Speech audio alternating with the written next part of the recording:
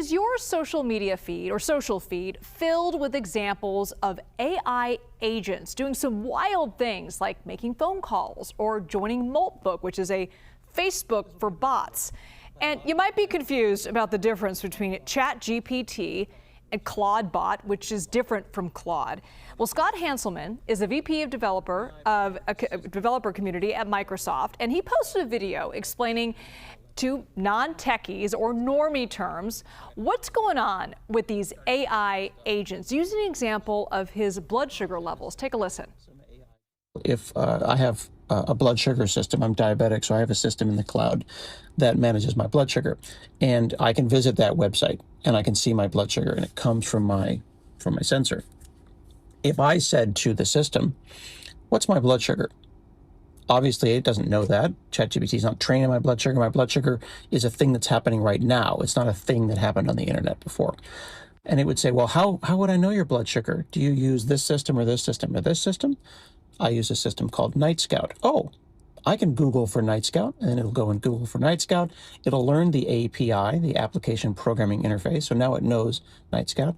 And then it would say, hey, what's the URL? What's the website for your Night Scout?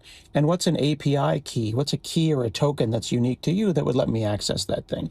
And then it would loop again, and it would make a call. It would make an HTTP GET, or what's called a REST API call, to this URL with this token, get my blood sugar back, get back some JSON, some JavaScript object notation, grab out my blood sugar and say, your blood sugar is 100. And that feels magical. Certainly does. There's a lot to unpack here, though. So joining us now is Scott Hanselman, the Vice President of Developer Community at Microsoft. Scott, thanks so much for joining us. Most people have experience with ChatGPT, which is also known as a large language model, or LLM. We're going to hear that term a lot, so I want to make sure folks know the difference.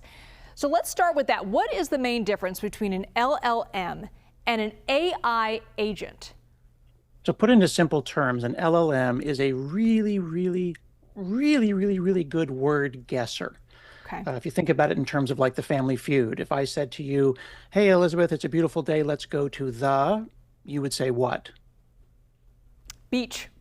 Exactly. And that's the most likely thing that someone would say. So then Steve Harvey says, show me beach. And that's the answer. But for other people with different context, it might be the park or the pub or downtown or uptown. We don't know because everyone's context is different. And the large language model is guessing that for us.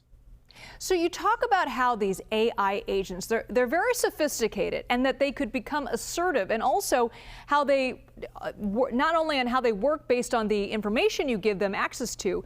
Can you explain that a little bit more for our audience? Right. So a large language model like ChatGPT or Copilot that you've probably asked a question to guesses the next word, and it feels magical. But an AI agent is a chatbot plus tools plus the permission to use them. So right now, when you ask ChatGPT a question, it can go and Google with Bing and get the answer and search for things, but it can't look at your hard drive. It can't post to your Facebook because you never gave it the tools and you never gave it the permission. But an AI agent is an AI that doesn't just think things and talk to you, but it actually does stuff. It could check your email, it could look at a file, and it could text you as well. You can see how these things would be very useful. I want to talk about this other aspect of these AI agents. There's a site called Moltbook, which is like a Facebook for AI agents, and humans are welcome to observe. So let me get this straight. It's a Facebook for bots. Some people say the bots are actually organizing there and having conversations about their humans. So what's really happening on Moltbook? It sounds a little strange, a little creepy. Are the bots running amok without their humans? Can they do that? There's got to be some privacy concerns here. Yeah, well, certainly there's a privacy concern that you shouldn't give an AI agent unrestricted access to your bank, your email, or your Moltbook. But I think a way to think about it is that this is almost a kind of internet art. They have decided to put all of their chatbots and point them at a direction, and they gave them the tool to post to Moltbook, and they're talking to themselves, but they're not conscious. It cannot be overstated. These are not conscious. It's kind of like if you went into a pet shop and you heard a bunch of parrots having a chat in the back, and you came upon them and you said, hey, are you guys talking about me? It's weird, but they're parrots and they're not talking about you. That's a great analogy. But I think when people think about an AI bot having access to your personal information, things could go wrong very quickly. Can you tell us a little bit about how you can prevent, if you choose to use an AI agent that could be very useful for your everyday life and for yourself when you're talking about blood sugar levels? How do you prevent it from going wrong, though?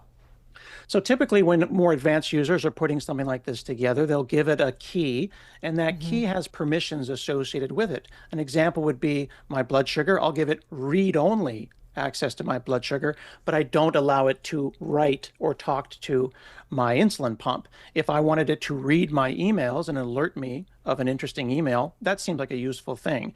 But I don't think I want it sending an email on my behalf pretending to be me.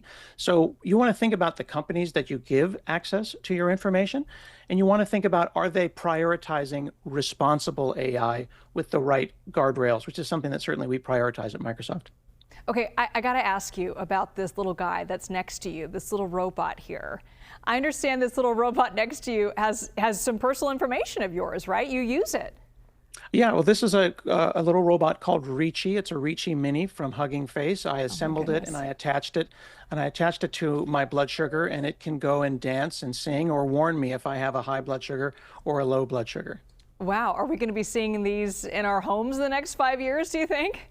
I think the exciting thing is that we're going to see whatever we choose to build in our homes, whether it be an agent that I can talk to and ask it what my blood sugar is, or maybe change the TV, or a little robot. But I think the point is that we need to be in control, we need to trust them, and we need to know what they're doing. And like any power tool, AI can be a power saw, and you should respect it and take care when using it.